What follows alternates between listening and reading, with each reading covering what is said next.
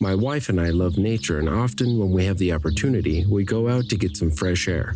This weekend, we went out with my wife and daughter out of town to the countryside. We wanted to have a good rest, gather mushrooms, maybe even go fishing and catch a trophy fish. Our daughter wanted us to take her to nature, and we didn't mind such a little family vacation. I knew the places where we were going since my early childhood. Previously, my parents had a house there, inherited from my grandparents, a spacious, beautiful house with a unique smell of wood.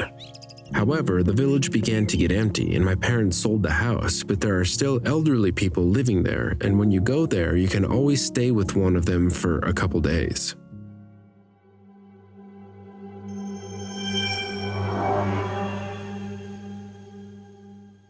We agreed in advance about the place where we will stay, took all the necessary stuff and drove off.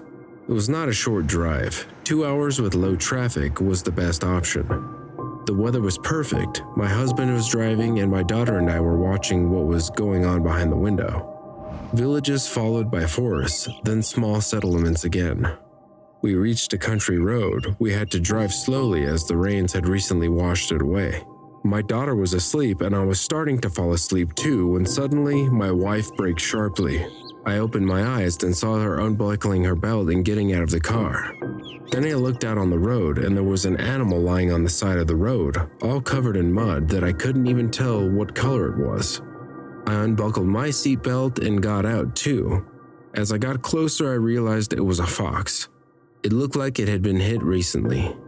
Wet country road, if you don't care about the car, you can speed up, but how could they leave it there to die? Sometimes I don't understand people's actions. Poor animal, his eyes slowly opened and closed, his chest was heaving up and down, he was breathing. However, his condition was very bad. My wife and I just didn't know what to do and stood there frozen.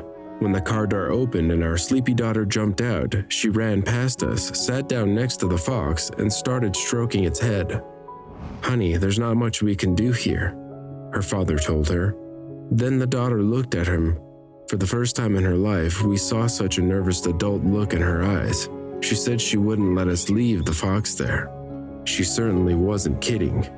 It was quite a long way to the nearest town, so we decided to take him to our village. Maybe we could get some help there. I got a blanket out of the car and my wife carefully put the animal on it, wrapped and carried it to the car, put it on the back seat. My daughter climbed in too, put the fox's head on her lap, and we drove off. If we could help him, we couldn't waste any precious time. We drove down the dirt road as fast as the road allowed. My daughter encouraged the fox to be patient. Soon good people would help. The fox lay there staring blankly at one point, and it was obvious he wasn't feeling well at all. Once he even vomited on the floor of the car. When we finally reached the village, we drove up to the first house where we saw people. The light was on and the stove was heating. My husband ran out of the car and knocked on the gate. After a while, we heard the sound of the door opening and an old man came out of the house. He quickly realized what was going on. He stood there, thought for a while, scratched his head and told us to go to the herbalist granny. She was the only one who could somehow help this situation. She lived on the outskirts of the village. When we arrived to her house, she was sitting on the bench and was sorting out some packages with herbs. "Please help us. We were sent to you. They said that only you can help." And we show her this poor animal. She looked at him and said, "Bring him to me." She gathered up her packets and walked us into the house. It smelled of medicinal herbs and there were brooms with willow herb, marigold, and other unknown to me medicines hanging everywhere. She cleared a small table by the window and pointed to it. "Put him down there." My wife put an animal on the table, and the elderly lady began to examine the fox. The fox had a broken paw, probably something wrong with his chest, and most likely a concussion since he had vomited. "It's good that you brought him to me. You were on time. Now go and bring some clean water from the spring nearby, leave the water in the hay, and come back to me in a couple of days." We were surprised that she was so sure of what she was saying, but we decided to follow her advice since we had no choice anyway. We took the water containers. They were in front of the house, and I got the impression that the elderly lady was waiting for us. It was as if she knew we were coming. She was sitting on the bench and was not surprised and even left the tank for water at the entrance. Well, maybe I made it up and too paranoid, or maybe people come to her so often and she sends people for water as a thank you. We went to the spring, found it not instantly, it was hidden in the bushes. Places certainly are beautiful here. Green big trees, noisy spring, and the song of my favorite nightingale. And we did not even know that there was such a place, and would not have found out if it was not for this poor animal. We did not think about what we would do if he recovered, but we really hope so. We took the water, left it where the elderly lady told us, and went to check into the house. There was no rest. We sat on the porch, worried about how the fox was doing, if he was okay. We didn't want to go fishing or mushrooming. 2 days passed, and the morning at 5 a.m. our daughter woke us up. We explained to her that it was too early to go. She puffed out her cheeks and went to sit outside. After a couple of hours after breakfast, we went to the herbal doctor. We arrived at her house, knocked, but she didn't come out. We waited a bit, knocked some more, and decided to go in. The elderly lady was sitting in her room drinking tea, and our fox was lying in a wooden box by the stove. "You are just in time to come in. Let's have tea. I need to tell you something." We obediently sat down at the table, and my daughter went to the box by the stove. The fox was lying in a wooden box, and her paws and stomach were bandaged. Overall, he looked much better, but it was obvious that he was still very weak. When he saw the girl, he wagged his tail slightly, just like a dog. The girl came over, said hello, sat down next to the animal, gently stroking his head. "Your fox will surely get better," she began a conversation. "But he will not be able to live in the wilderness anymore. His wounds are serious and it takes a long time for them to heal. And he will not be a good hunter anymore. You will have to decide what to do with him. It's no coincidence that he came our way. I see the girl has..."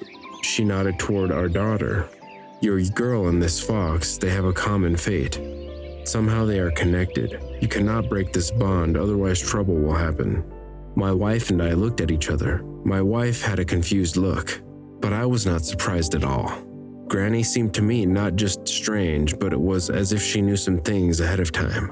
"Okay, take him and go. I have a lot to do," said the elderly lady, pretending to look busy. I collected some herbs, wrote on a sheet of paper what kind and when it should be given to the animal. Do not mix it up. I took the bag and handed out money in return. Not much, but as a thank you. I felt it needed to be done, but she refused money, said, "I don't need it. You better bring me water from the spring. And when will you be back in our region? Please tell me how the fox is. Whether all is well with him." That was the end of our conversation. The fox turned out to be a male, old enough. We went home, he felt very well on the way, and we nursed him back up to health. My daughter went to kindergarten, and right after that she ran home to her new friend. She named him Luchik. He learned to walk on the leash, but sometimes still showed aggression, and so we never left our daughter with him alone. Some time passed. We decided to go to that village again, but now we had Luchik with us. We got there without any adventures. We went to the herbal doctor and told about the fox. He recognized the elderly lady and ran to her to snuggle. Then we went to check into the house. My husband and I were busy doing things when I noticed out of the corner of my eye my daughter playing outside with the fox. Then he bristled, jumped, and threw my daughter to the ground. I ran toward them, yelling at Luchik to let her go. But when I ran closer, I saw that my daughter was all right. She was sitting up and looking surprised at the fox, who was holding a snake in his teeth. It turns out that he saved her life. That's when the whole puzzle came together in my head. I remember the words of the herbal doctor that her fate was connected. We saved him, and he saved our daughter. Luchik lived with us for several years, and then he left for the rainbow. Apparently his mission in life had been completed. Such a heartwarming story. Thank you for listening to the end. Don't forget to subscribe and like it, and click on the bell not to miss new videos. All the best.